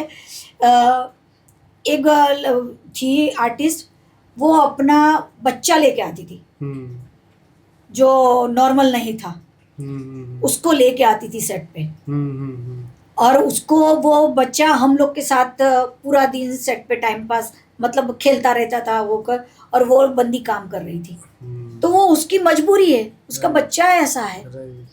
कुछ लड़कियां गांव से वो किसी हस्बैंड की वजह से या माँ बाप, क्योंकि ये सारी लड़कियां छोटे छोटे गांव से आती है, तो हस्बैंड के टॉर्चर की वजह से या माँ बाप के टॉर्चर की वजह से या किसी भी प्रॉब्लम की वजह से भाग के मुंबई आती है। अब यहाँ आके वो, मैं बोलूंगी कॉल गर्ल बनने से तो बेटर है ये काम करे। कॉल गर्ल बनना तो मतलब सब कुछ करना है, यहाँ तो कुछ भी नहीं करना है, सिर्फ देखते हो आप, आपको पता थोड़ी है कि सच में हो रहा है, और उसमें पैसे ज्यादा मिल रहे हैं, जबकि वो कॉल गर्ल बनेगी तो उतना पैसा भी नहीं मिलेगा। तो मैं यही कहूंगी वो जो कर रही है सही कर रही है। मुंबई में सर्वाइव करना बहुत मुश्किल है, और अगर वो बोल्ड कंटेंट कर रही है तो आपको कोई हक नहीं बनता है कि उसको इतना गंदा आप लिखो। वैसे तो जो ट्रोल्स होते हैं, कमेंट होते हैं, वो सिर्फ इसमें ही सीमित नहीं है कि ये जो OTT प्लेटफॉर्म और जो मूवीज़ होती हैं, जो मेन स्ट्रीम सिनेमा होता है, उनकी जो एक्ट्रेस होती है उनको भी कमेंट किया जाता है। हाँ, किया जाता है। और कमेंट जब करते वक्त वो ऑडियंस ये नहीं समझ पाती कि इसका प्रभाव उन पे क्या पड़ता है। पर वो आर्टिस्टों का क्या है कि वो लोग खुद भी देखते नहीं है, उनके PR होते हैं जो वो सब कुछ हैंडल करते हैं। ये तो बच्ची है, वो मतलब वो इतनी बड़ी स्टार नहीं है कि खुद का PR करेगी या वो पूरी टीम रखेगी, तो वो खुद देखती है। तो वो कई बच्चे रोते हैं मेरे सामने, क्योंकि हम लोग, मैंने बोला ना, एक ही कमरे में सब होते। तो देखो दीदी ऐसा ऐसा लिखते हैं, मैं बोली मत करो, ध्यान मत दो। पहली बात तो पढ़ो नहीं, या तो उसको प्राइवेट कर दो, कमेंट प्राइवेट कर दो ना। किसी को कोई हक नहीं बनता है तुम्हें कुछ भी बोलने का। वो तुम्हारा घर चलाने नहीं आते, जिस दिन तुम्हारा घर चलाने आएंगे तब उसकी सुनो, बाकी किसी को हक नहीं बनता है। और तुम देखो भी नहीं, सुनो भी नहीं, बंद कर दो, कमेंट लॉक प्राइवेट कर दो, और अगर नहीं करना है तो देखो ही मत, जाने दो, ऐसे तो कुत्ते भौंकते रहेंगे। तो इसमें कोई रोकथाम गवर्नमेंट की तरफ से होनी चाहिए, जिसमें रोकथाम हुई तभी तो इतने चैनल्स बंद हो गए ना। जैसे कमेंट को लेके, नहीं, उसमें कहाँ वो गवर्नमेंट कुछ करेगा, उसमें कुछ नहीं कर सकता, इसमें तो कुछ नहीं हो सकता। हाँ। लेकिन ये है कि वो कमेंट को ऑफ कर सकते हैं। हाँ, हम कर सकते हैं, हम कॉल प्राइवेट कर सकते हैं, कमेंट प्राइवेट कर सकते हैं, वो सब कुछ कर सकते हैं। तो वो हमें करना है, और नहीं करना है तो ध्यान ही मत दो, देखो ही मत, मैं तो यही कहूंगी। तो ऐसा कोई आपने भी अपनी लाइफ में हरासमेंट फील किया है क्या, जब आपने इतने टाइम काम किया? हाँ। प्रोड्यूसर, डायरेक्टर या नहीं, डायरेक्टर नहीं, वो सोशल मीडिया पे होता रहता था कि उन लोग को कोई मतलब नहीं है कि सामने कौन है क्या है, बस उनको तो अपनी भड़ास निकालने से मतलब। मुझे लगता है ये किस चीज की आप भड़ास निकाल रहे हो भाई? तुम्हें तुम्हारे घर में कुछ नहीं मिल रहा है, या तुम्हारे घर में तुम्हारी कुछ चल नहीं रही है, कि वो सारी भड़ास तुम हमारे पे कमेंट में निकाल रहे हो, तो हम क्यों सुने? मैं तो यही बोलूं, तुम मेरा खर्चा उठाने नहीं आ रहा है। सही बात। जिस दिन मेरा खर्चा कोई उठाएगा, मैं उस दिन सोचूंगी कि अब इसकी सुननी है कि नहीं सुननी है, और वो भी लिमिट में। अगर मुझ पे वो कंट्रोल या पाबंदी लगाने जाएगा तो मैं बोलूंगी भाई तू तेरे रास्ते, मैं मेरे रास्ते। तू अगर मेरा खर्चा उठा रहा है तो मुझे खरीद नहीं लिया है तूने, इसलिए मेरे आप अकाउंट पे देखोगे तो मैंने कॉल प्राइवेट रखे हैं, कमेंट प्राइवेट रखे हैं। सिर्फ फॉलो करो और लाइक करो, नहीं करोगे तो भी चलेगा, क्योंकि तुम्हारे जैसे फॉलोवर्स मुझे अभी 10-10 पैसे में मिलते हैं। आज मैं 100 रुपया डालूंगी तो हजारों में मुझे फॉलोवर्स मिल जाएंगे, तो मैं क्यों सुनूं तुम्हारी? सवाल ही नहीं है, मैं नहीं सुनूंगी।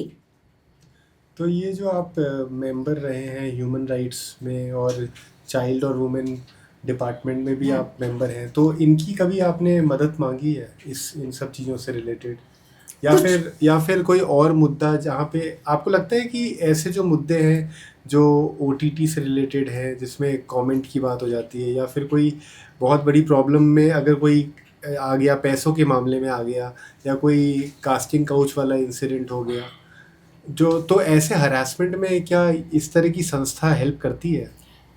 मैं अपना एक्सपीरियंस बोलूँ तो मैं 1 साल से हूँ वुमेन चाइल्ड वेलफेयर में मेंबर में 1 साल से हूँ।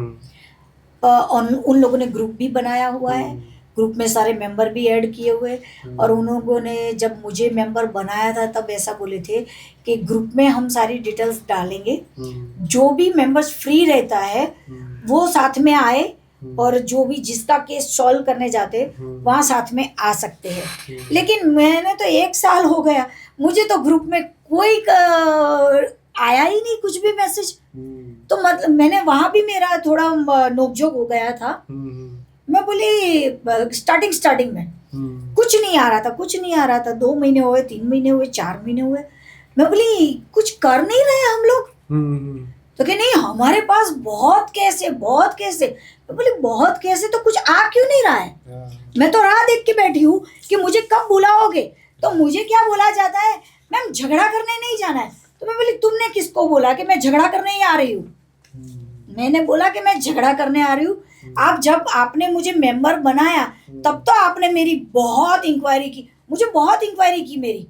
आप क्या करते हो, कहाँ रहते हो, आपके हस्बैंड क्या करते हैं, आपको कैसे पता चला हमारा ये सोशलाइजर चल रहा है, आपको हमारा नंबर कैसे मिला, इतनी सारी इंक्वायरी की। मेरा आधार कार्ड लिया, ये वो सब लिया। फिर मुझे मेंबर बनाया, मुझे उसका भी कार्ड दिया। अब आप ऑफिशियली हमारे मेंबर बन चुके हो, अब जब भी कोई केस होगा ना तो हम आपको बुलाएंगे। मैं बोली अच्छी बात है। ऐसे करके मुझे ग्रुप में ऐड किया। फिर मैं देखूं भाई 2 महीने, 3 महीने, 4 महीने हो गए। मैंने एडमिन को पूछा, मैं बोली कुछ हो नहीं रहा है, कहीं जा नहीं रहे हम लोग, कोई केस सॉल्व नहीं करना है।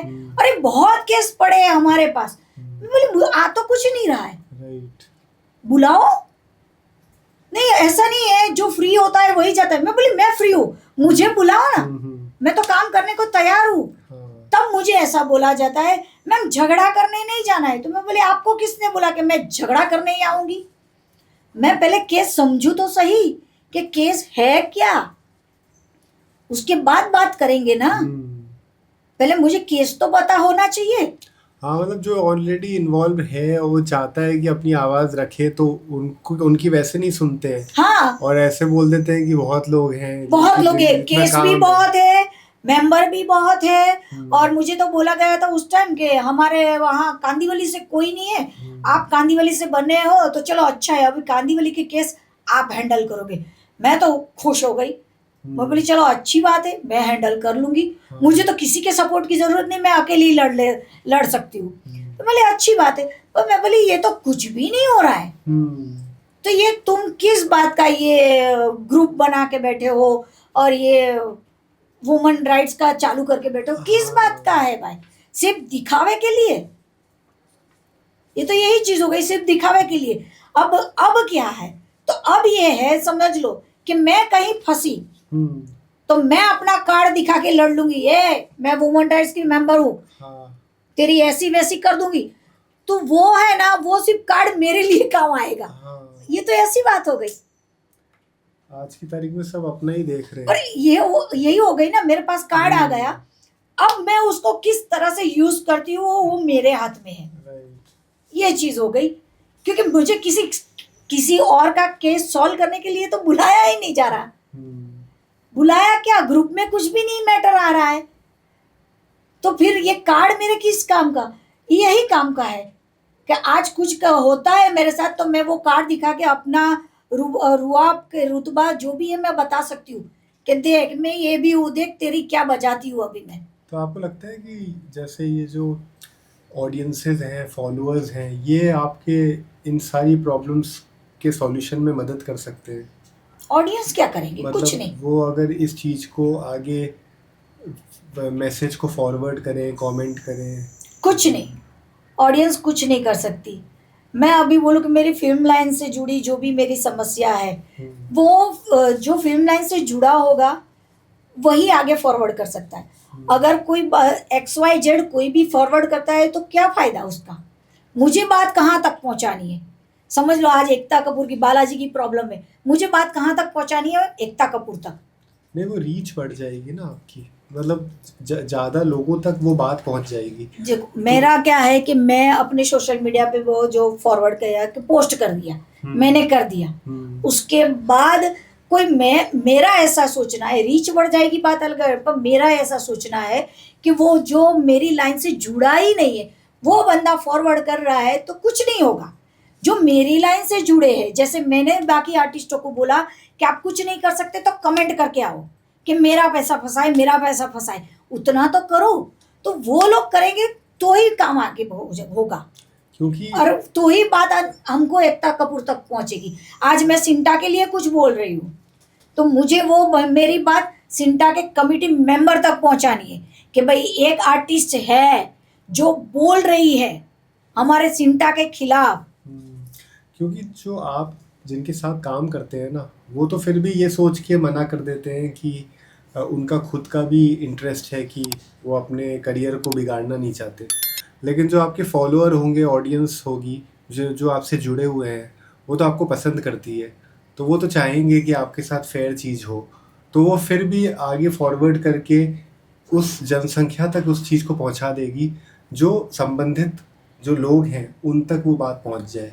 तो आपको लगता है कि पर वही हुआ ना, जो मेरे इतने मिलियंस पे फॉलोअर्स व्यूज आ गए पहले के ब्रॉडकास्ट में, हाँ, वो वही चीज हुई कि काफी लोगों ने देखा और फॉरवर्ड किया कि जो भी है। हाँ, पर मेरा मैं अभी भी बोल रही हूँ कि मैं एकता मैम के तक मेरी बात नहीं पहुंची। ऐसा हो सकता है क्या कि उन तक बात पहुंची हो लेकिन वो नज़रअंदाज हो गई? जैसे मैंने सुना है उनके बारे में कि वो नजरअंदाज तो नहीं करेगी।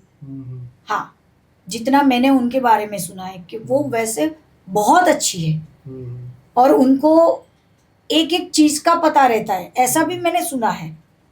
पर मुझे नहीं लगता कि ये जो छोटे आर्टिस्ट है उनको कुछ पता होगा। हाँ, उनका एक चीज होगा कि भाई सबको पेमेंट मिल गया, उन्होंने रिलीज कर दिया पेमेंट, पर आर्टिस्ट तक पहुंचा तो कभी ऐसा वो चीज है। ऐसा हुआ है कि जैसे अभी तो आप बहुत कॉन्फिडेंट हैं, अपनी बातों को सामने रख देते हैं, तो शुरुआत में जब आप अपना करियर बना रहे थे तो आपने खामोशी का दामन पकड़ लिया और उस समय आपने बोला नहीं, ये सोच के कि मेरा करियर नहीं बिगड़े? नहीं, कभी नहीं, क्योंकि मैं मेरे पैसों से घर नहीं चलता है, मेरे पैसों से मुझे लाइट बिल नहीं भरना है, टेलीफोन बिल नहीं भरना है, कि मेरे पैसों से मेरा बच्चा ये नहीं बोलेगा मम्मा मुझे फीस भरनी है। मैं बिजनेसमैन की वाइफ हूँ, मैं ये काम एक शौक से कर रही हूँ और मेरा सपना है कि मुझे बिग बॉस तक पहुँचना है। अब बिग बॉस तक पहुँचने के लिए यही रास्ता है। मैं घर में बैठी रहूंगी हाउसवाइफ बन के तो मुझे बिग बॉस आके लेके नहीं जाएगा। अगर मुझे बिग बॉस तक पहुंचना है तो मुझे यहाँ काम करना ज़रूरी है और यहाँ ही मुझे कुछ ऐसा करना पड़ेगा कि तो मेरा बिग बॉस की नज़र मुझ तक पहुंचे। मुझे कुछ ना कुछ इस तरह का कुछ काम करना। और आज ऐसा है ना कि ऑडियंस को क्या चीज़ कब पसंद आ जाए पता नहीं, कभी भी रातों रात वायरल हो जाते हैं ये चीज़ें। तो अभी तो ऐसा है कि मैं तो इतना अच्छा करूँ फिर भी ऑडियंस को पसंद नहीं आता है, लेकिन कभी ऐसा होता है कि साला मैंने तो कुछ भी नहीं किया फिर भी इतनी वायरल हो गई। तो आज ऐसा है तो मैं कुछ भी करके मैं यही सोचती हूँ कि ऐसा मैं क्या करूँ कि बिग बॉस की नज़र मुझ पे पड़े। ये है मेरे दिमाग में, ये मुझे वहां तक पहुंचना है। मेरे ख्याल से एक बार मैं वहां पहुंच जाऊंगी ना फिर ऐसा लगेगा हाँ अब एक्टिंग करने की जरूरत भी नहीं है मुझे क्योंकि मैं पहले भी बोल रही हूँ मैं पैसों के लिए ये काम नहीं कर रही हूँ, मैं शौक से ये काम कर रही हूँ और एक रास्ता बना रही हूँ बिग बॉस तक पहुंचने का, बस। इसलिए मैं पहले से ही खामोश नहीं थी, पहले से भी डरती नहीं थी। मैं अपनी बात बराबर रखती हूँ, जहाँ मुझे पसंद नहीं आता है मैं सेट छोड़ के भी घर चली आती हूँ। मैं कई बार ऐसे सेट छोड़ के घर चली गई हूँ कि मैं नहीं करूँगी ये काम। ये बात तो आपकी बेबाक है, दबंग वाली बात है, जो ऐसा कर लेते हैं कि वरना नॉर्मली लोग समझौता कर लेते हैं कि जो काम मिल रहा है वो कर लो, क्योंकि वो ये भी सोचते हैं कि इतना समय ज़ाया हुआ है तो जितना समय बचा है उस अमाउंट वो अमाउंट तो मिल जाएगा दिन का। तो ये आपकी का नेचर ऐसा है कि आप इस तरह के फैसले ले पाते हैं। मैंने बोल्ड प्रोजेक्ट भी इसीलिए किया कि मुझे कोई फर्क नहीं पड़ता है। मैं सिर्फ देखती है देख मैंने बोल्ड काम नहीं किया है। प्रोजेक्ट चाहे बोल्ड हो, मुझे कोई फर्क नहीं पड़ता है। कोई कपड़े उतार रहा है, कोई कुछ कर रहा है, तो मुझे क्या फर्क पड़ता है। मैंने काम बोल्ड नहीं किया ना, बोल्ड प्रोजेक्ट होगा, मुझे कोई फर्क नहीं पड़ता है। मैं इसीलिए मैं बाकी मेरी एज में कोई नहीं करेगा। माँ का कैरेक्टर ही उधर करना है, फिर भी नहीं करेगा। नहीं भाई, लोग क्या कहेंगे, अरे मुझे लोगों से क्या लेना देना। मुझे समाज से, लोगों से कोई मतलब नहीं है। मैं एक ही चीज बोलूंगी, मेरा कोई खर्चा उठाने नहीं आ रहा है।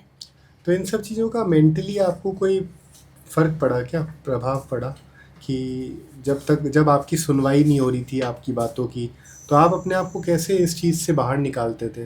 क्योंकि मानसिक तौर पे भी परेशानी होती है, हम इस चीज़ को दिमाग में रखते हैं, सॉल्यूशन नहीं होता तो हम सोचते हैं कि कोई सुनने को ही नहीं है, तो वो एक पीड़ा बन जाती है और वो पीड़ा लंबे समय तक चलती है। तो नहीं, पीड़ा नहीं बनती मेरे केस में, दूसरों का मुझे पता नहीं। मेरे केस में पीड़ा नहीं बनती क्योंकि मुझे ना बोलने की आदत है। अच्छा। मैं तुरंत वक्त देती हूँ। आर्टिस्ट, क्योंकि मैंने बोला ना, मैं सेट पे जाती हूँ, काफी लोगों के साथ मेरी बातें होती है। हेयर दीदी होती है, मेकअप दादा होते हैं, स्पॉट दादा होते हैं, हमारे साथ आर्टिस्ट होते हैं, तो हमारी बात निकलती है तो मैं सब कुछ बोल देती हूँ। मेरे साथ ये हुआ, ये हुआ, ये हुआ, ये हुआ, सब। तो वो लोग भी अपनी भड़ास निकालते, मैं भी अपनी बात रखती हूँ, वो भी निकालते। पर बात ये है कि आज आपने और मैंने बात की, आपने सुना, मैंने सुना, जहाँ पहुँचानी चाहिए वहां तक नहीं पहुँचती, इसीलिए ये प्लेटफॉर्म है। और ये भी है कि जैसे आपने अपनी बात बोल दी तो आपकी वो परेशानी कम हो जाती है। अगर आप उसको मन में रखोगे तो फिर मेंटल प्रेशर हो जाता है। मन में रखना ही नहीं है। पहली बात तो ये, सबसे पहले अपना खुद का ध्यान रखो। राइट। ये चीज है। मुझे जो चीज नुकसान करेगी मैं उसे पहले ही छोड़ दूंगी। ये चीज है। सबसे पहले अपने खुद से प्यार करो। तो इस इंडस्ट्री में टैलेंट काम आता है या नेटवर्किंग? अभी देखा जाए तो नेटवर्किंग, ये वर्टिकल जो अभी चल रही है, वहाँ काफी सारे आर्टिस्ट ऐसे भी आते हैं जो लाइंस, डायलॉग्स नहीं बोल पाते, तो प्रॉम्प्ट कर देते हैं। एक उसने बोली, एक उसने बोली, एक उसने, तो ऐसे भी काम करवा लेते हैं। पर वो क्यों आते? भाई इसके फॉलोअर्स बहुत है, इसके व्यूज बहुत है, तो वहाँ नेटवर्किंग ही काम आती है कि भाई हाँ इसको ले लो, ऐसे है। तो अब आप भविष्य में, एक तो आपने बोला आप बिग बॉस जाना चाहते हैं, और कोई आपका एम्बिशन कुछ और, आप कोई और क्षेत्र में जाना चाहते हो, कोई और शौक? जैसे जो क्रिएटिव इंसान होता है वो दो तीन चीज़ों में शौक रखता है, या तो सिंगिंग भी पसंद करता है, डांस पसंद करता है, पेंटिंग करना पसंद करता है, तो ऐसा भी कोई चीज़ है जो आपको पसंद है? नहीं, मेरा ऐसा मानना है कि आप 2-3 जगह पे काम करोगे ना, तो किसी में फोकस नहीं कर पाओगे। करेक्ट। एक जगह पे पकड़ लो। मैं करूँगी स्ट्रगल तो वहीं करूँगी, मुझे 1-2 साल लगेगा, पर मैं वहीं स्ट्रगल करूँगी।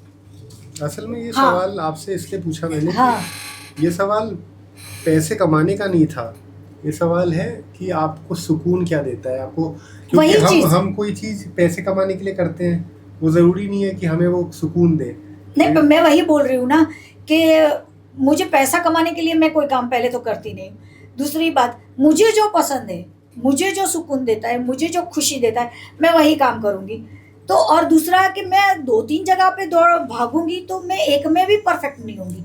एक ही जगह पे अगर मैं करती हूँ जो मुझे पसंद है, तो आप कह रहे हैं तो उसमें मैं परफेक्ट हो जाऊंगी। हाँ, एक्टिंग पसंद है आपको? हाँ, मुझे एक्टिंग पसंद है, और वही मैंने बोला ना, मैंने रास्ता बनाया है बिग बॉस तक पहुंचने का, तो ये चीज़ है। तो आप अपने फैमिली के बारे में थोड़ा बताएं, आपके हस्बैंड क्या करते हैं, बच्चे? मेरे हस्बैंड, हमारा इमिटेशन का बिजनेस है, हेयर एसेसरीज बनाते हैं, और मेरे 2 बेटे हैं, बड़ा बेटा बिजनेस में ही है, छोटा बेटा अपना खुद का कर रहा है, और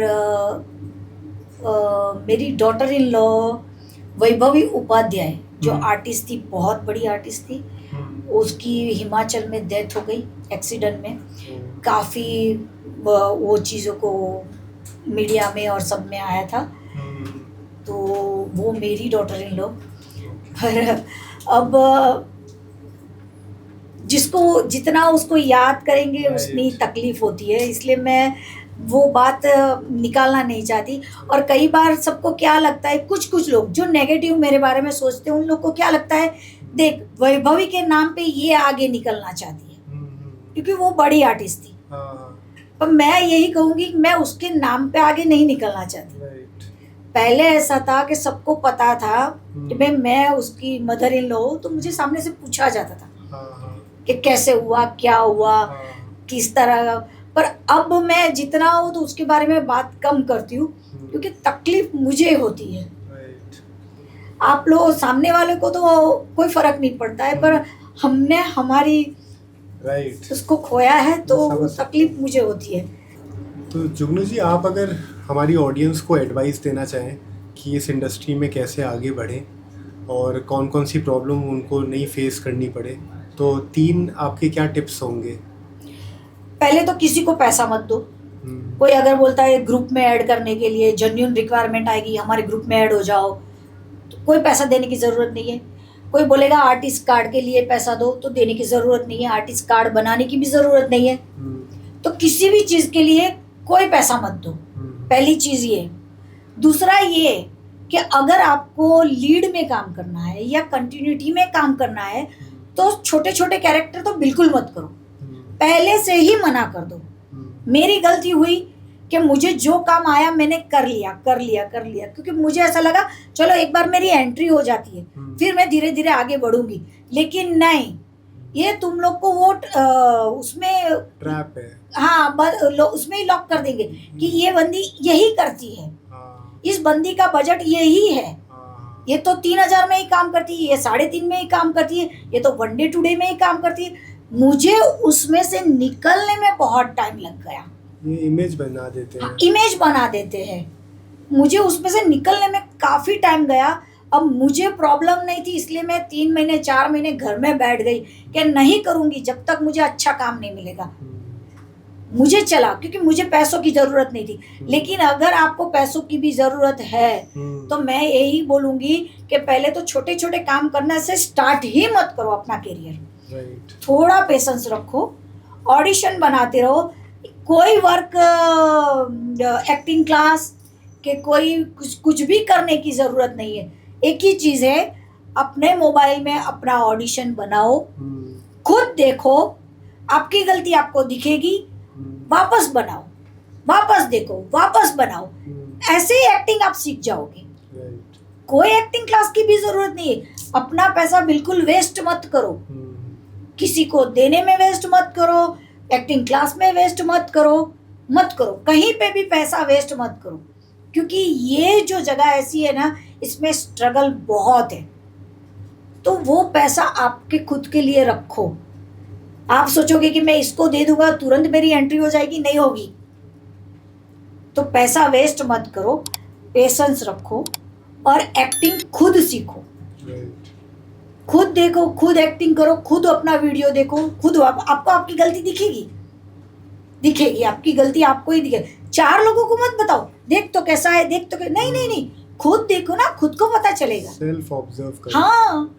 तो ये कास्टिंग एजेंसीज की अगर आप बात करें, कोई आप 3 टॉप कास्टिंग एजेंसीज का नाम बता सकते हैं जहाँ पे हमारी जो जनता है, अगर वो इस इंडस्ट्री में आगे बढ़ना चाहती है तो वो उनको अप्रोच करें और उनको कोई अच्छा काम मिल सकता हो? कास्टिंग का मैं बोलूँ तो कास्टिंग का ऐसा है कि प्रोडक्शन जो होता है वहाँ कास्टिंग डायरेक्टर होता है, हमें जो कांटेक्ट करता है वो कोऑर्डिनेटर होता है। तो उनकी कोई एजेंसी नहीं होती।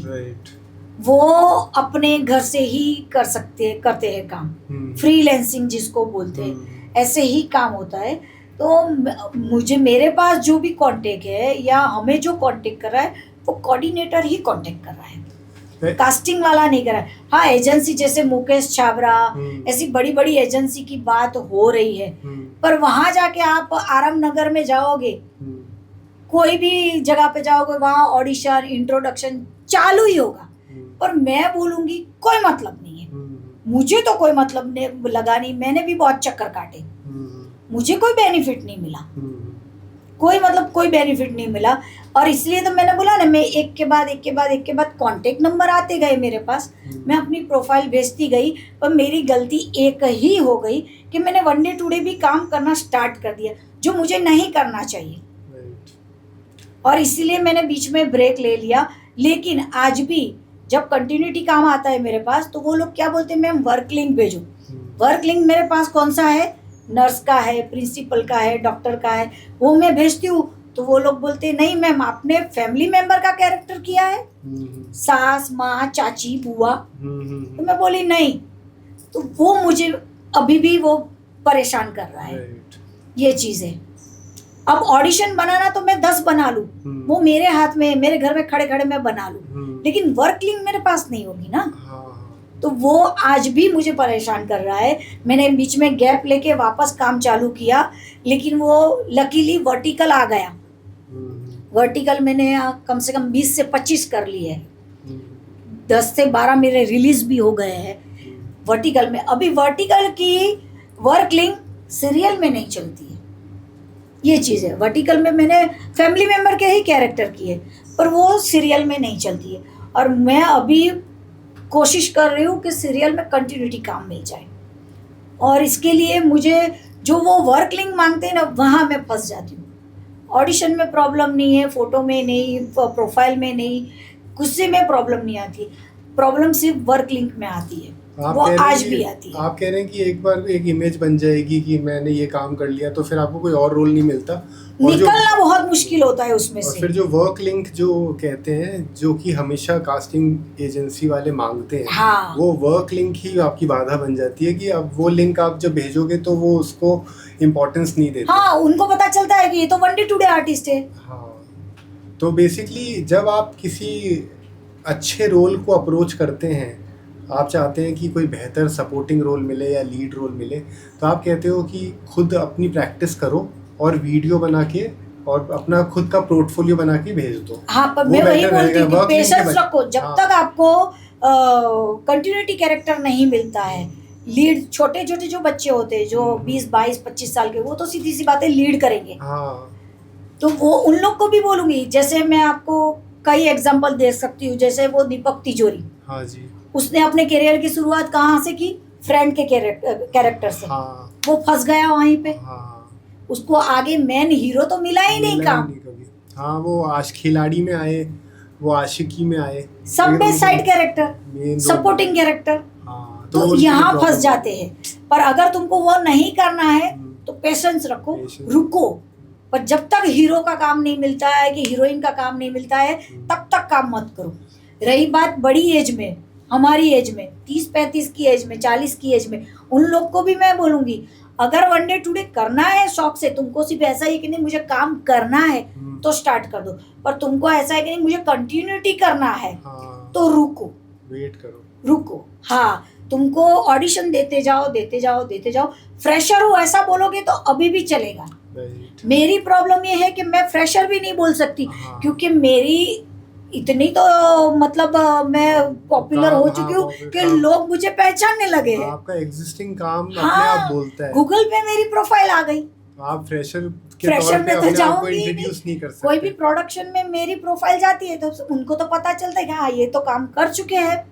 तो ऐसा बहुत होता है, जो यंग लड़के जो इस इंडस्ट्री में आगे बढ़ना चाहते हैं, कुछ चीज़ों से वो वाकिफ़ नहीं होते, जो बहुत ही डर्टी होता है, बहुत नेगेटिव होता है, जो चीज़ें ऐसी होती है जिससे उनका कॉन्फिडेंस बिगड़ जाए, मोराल ख़राब हो जाए, और अगर उसके बारे में उनको जानकारी पहले मिल जाए तो वो उस दलदल से बच जाते हैं। तो कभी आप इतने टाइम से काम कर रहे हैं, तो आपको ऐसी कोई चीज़ के बारे में पता चला है जो आप हमारी ऑडियंस के साथ साझा करना चाहें? हमारे देखो, एक तो यहाँ है ना, फ्रॉड आदमी ज़्यादा बैठे हैं, किसी ना किसी तरह से पैसे निकलवाने की कोशिश उनकी चलती रहती है, मैं काम दिला दूंगा ये वो करके, तो वो फ्रॉड ज्यादा है।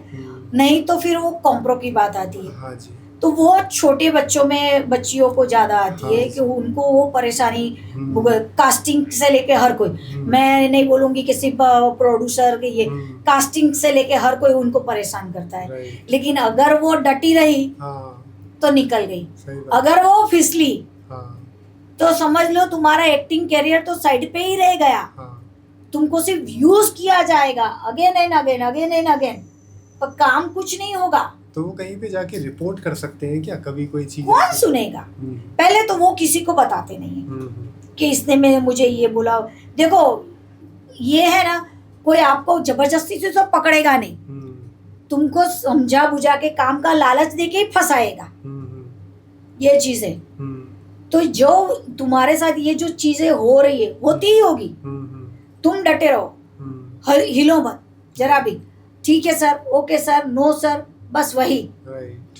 अगर तुम उनकी बातों में आ गई तो गई, ये चीज है। और कंप्लेंट तो हो ही नहीं सकती, क्या कंप्लेंट करोगे?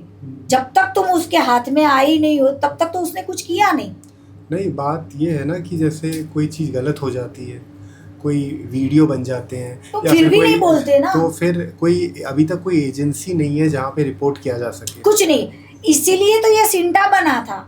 सिंटा यही तो, ऐसा नहीं कि सिंटा ने सिर्फ ये, सिंटा ये भी बोलता है कि सेट पे तुमको कोई परेशान कर रहा है कि कुछ भी है तो हमें कंप्लेंट करो। तो ये जो सरकार की एजेंसी बनी है, सेंट्रल स्टेट, वो एसओपी, तो उसमें ये कंप्लेन की सुनवाई होती है हर तरह की प्रॉब्लम्स का?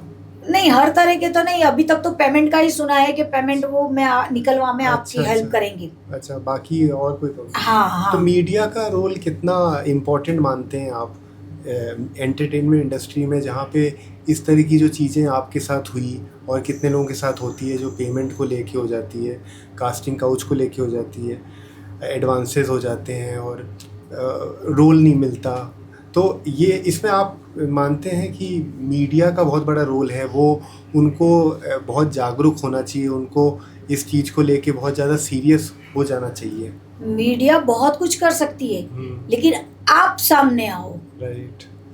उर्फी जावेद ने क्या किया? हाँ।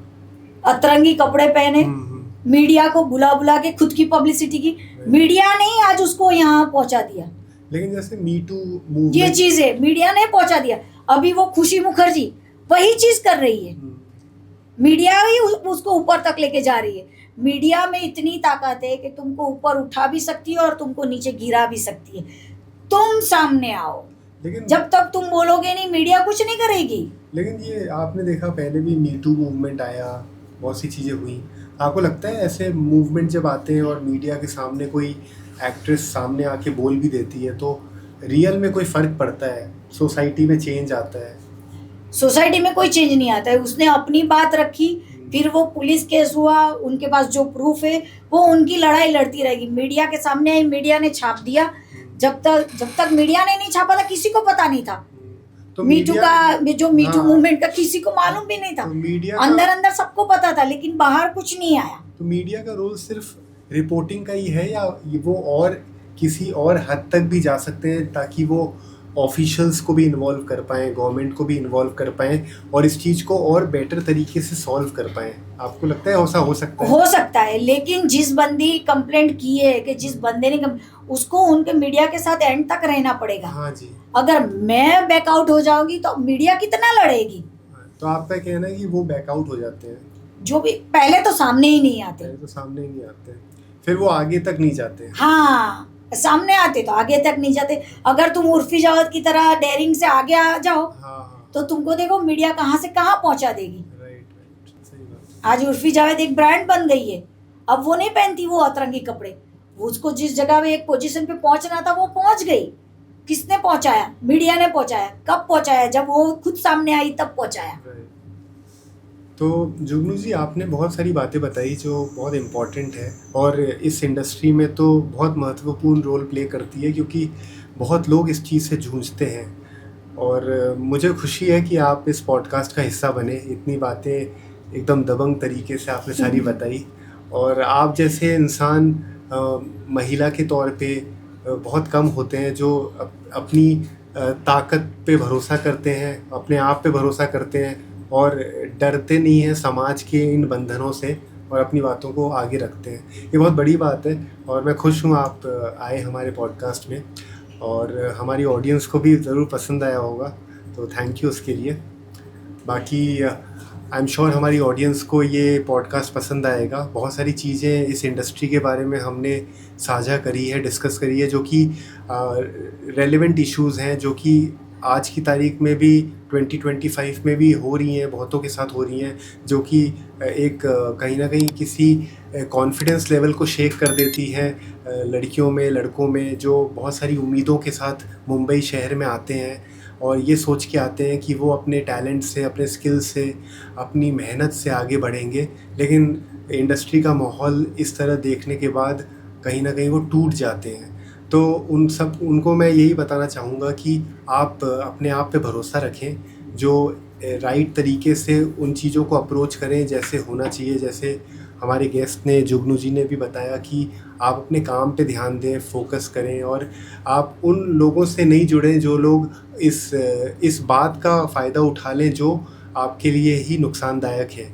और आपको सब्र रखना बहुत ज़रूरी है, क्योंकि अगर मान लीजिए आपने कोई छोटा मोटा रोल कर लिया तो वो आपको थोड़ी आर्थिक तौर पे तो मदद कर देगी, लेकिन आपके जो सपने हैं, जिस सपनों के साथ आप मुंबई शहर आते हो, वो पूरे नहीं हो पाएंगे, क्योंकि आपको टाइपकास्ट कर दिया जाएगा कि आप इस तरह के रोल ही कर सकते हैं। तो जो भी जुगनू जी ने बोला है इस पॉडकास्ट के माध्यम से, उन बातों पे आप ध्यान दीजिएगा और अपने जीवन में आगे बढ़िएगा। और हमारे यूथ क्वेक जो पॉडकास्ट है इसको आगे फॉलो करिएगा। हम इस तरह से ही पॉडकास्ट लाते रहेंगे। अच्छे जो गेस्ट हैं हमारे, जिन्होंने अपने जीवन के सफ़र में बहुत कुछ सीखा है अपने जर्नी से, और वो उनका एक्सपीरियंस ही आपके लिए बहुत वैल्यूएबल हो पाएगा। उस तरह से हमारी कोशिश रहेगी कि हम हर क्षेत्र से गेस्ट को बुलाएं और उनकी स्टोरी को आपके साथ शेयर करें, ताकि वो आपके लिए मददगार रहे। तो नेक्स्ट पॉडकास्ट के लिए you stay tuned. Thank you.